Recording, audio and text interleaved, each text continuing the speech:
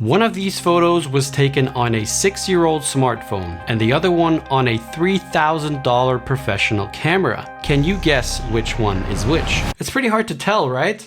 Well, in this video I want to show you a real David versus Goliath challenge.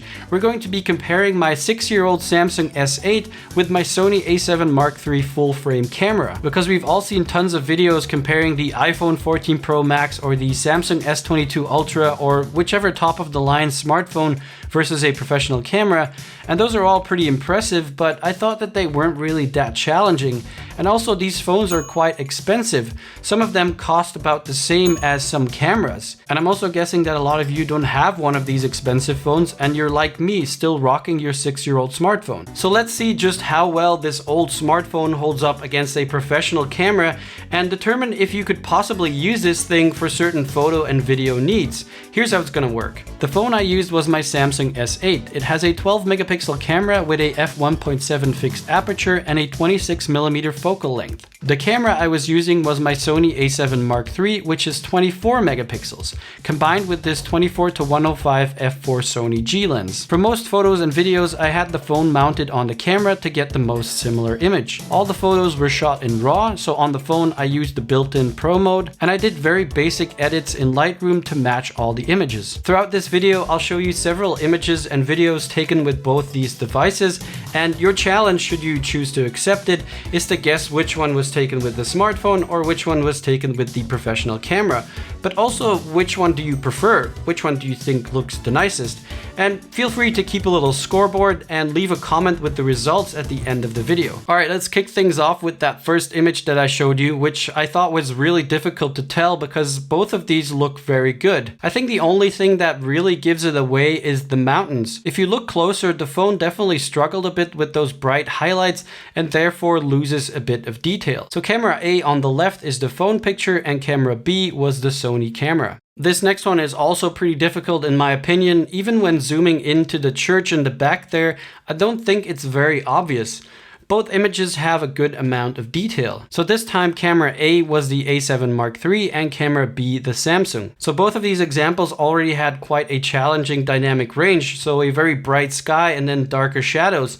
And you would think that that's where the smartphone images would fall apart, but they actually held up quite well. And this next one is pushing that even further. So very strong highlights from the midday sun and then dark shadows in the valley and on the mountains. Which one do you think is taken by the camera and which one by the smartphone? But also, which one do you prefer? So camera A was the Sony and camera B was the smartphone. And here we can tell that the smartphone does struggle a bit with those highlights. But another interesting thing to note is the lens flare on the camera photo, which is not there on the smartphone photo. In these next photos, I wanted to see how both of these devices compare when it comes to depth of field or, creating that blurry background. One thing to note is that the phone actually has a way closer minimum focus distance, which makes it a bit easier to do these kinds of shots on the phone. But I do think that both results are fairly good. So camera A was the smartphone and camera B was the A7 Mark III. So even though the blurred background does look nicer on the camera photo in my opinion, I was able to get a lot closer with the phone and therefore fill the frame a bit more with that flower so that it's, well, bigger in the frame. Here's another close-up shot blurring out the background. And I honestly think both results look pretty nice, but I'm sure that most of you will be able to tell which one is which.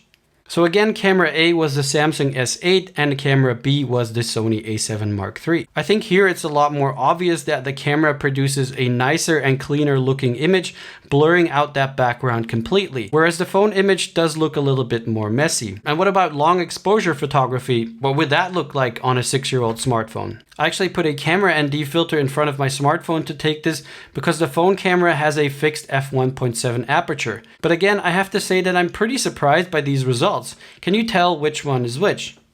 So camera A is the Sony and camera B is the smartphone. Like we've seen before, the smartphone really struggles with highlights and you can see that in the top left corner here. But if we zoom in on the bicycles in the background, for example, you can tell that the Samsung shot actually retains quite similar details here compared to the Sony. And if you think about how we mostly consume images nowadays on the little screens of our phones, some of these details become a lot less important.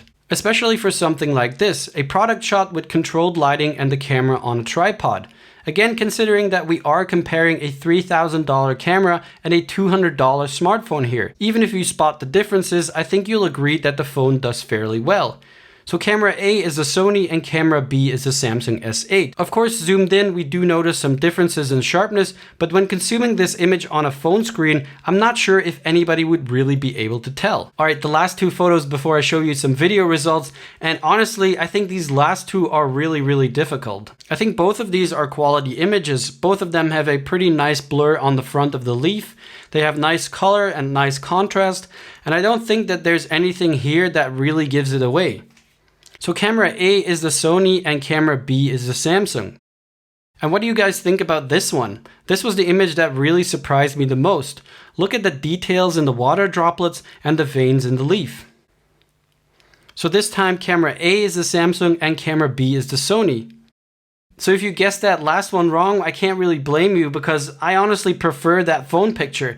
It just has a lot more detail and punch to it and it just really works for that photo. So now let's look at some video footage, and keep in mind that the phone camera when in video mode does everything automatically. So there's no way to change any settings like shutter speed or ISO. The first one is a slow motion video. The Samsung S8 has a built-in slow motion feature and the Sony A7 Mark III films in 120 frames per second. Both of these look very smooth and one of them actually looks a bit more crisp. And weirdly enough, that's the smartphone shot, even though the phone can only shoot slow motion at a 720p resolution. Alright, next I was filming using the normal camera mode on the phone and then at 24 frames per second on the A7 Mark III. And there's one thing here that kinda gives it away, but I'm not sure if you can tell. So camera A was again the smartphone and camera B was the Sony A7 Mark III. And on the phone shot, the tram lights are flickering and on the camera shot, they are not. And that's simply because the Samsung S8 shoots at 30 frames per second and the A7 Mark III at 24 frames per second. Besides that, there's also a bit more motion blur on the camera shot, especially when I'm turning the camera, you can see that on the buildings. But overall, I think both of these look really decent. I also wanted to do a little test to see how these two compare in a vlogging type situation. So let's have a look how they deal with shooting video while walking. This is what it looks like when I'm walking and talking. This is what it looks like when I'm walking and talking. I think it's pretty obvious here which one is which just because of the colors and the contrast. The phone shot looks way too contrasty and it doesn't have a nice blurred background, but I do think it stabilized a tiny bit better. Here I actually had both devices mounted together, so this is filmed exactly the same, and I think they both look fairly similar when it comes to stabilizing.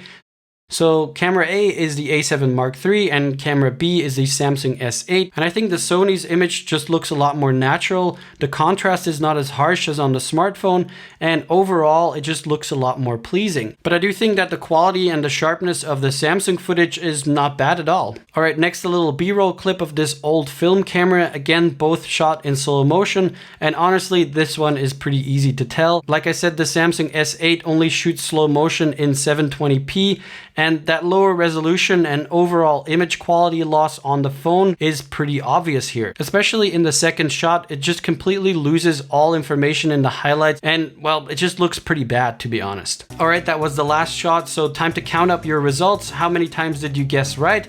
But also, how often did you prefer the phone shot or the pro camera shot? And definitely leave a comment with your results because I'm really interested to see your opinions. Because I honestly didn't know what to expect when I started this comparison. And to be fair, I didn't think very highly of my 6-year-old smartphone. But I was really impressed with the results, especially when using these images for social media where they will be consumed on a smaller screen. Of course, no professional photographer is going to watch this video and decide to start using an old smartphone instead of a dedicated camera. But what this video has shown is that with a little bit of know-how and creativity, even a budget smartphone can get some of the jobs done. So don't focus too much on getting the newest technology, but focus more on getting the best possible outcome with what you have.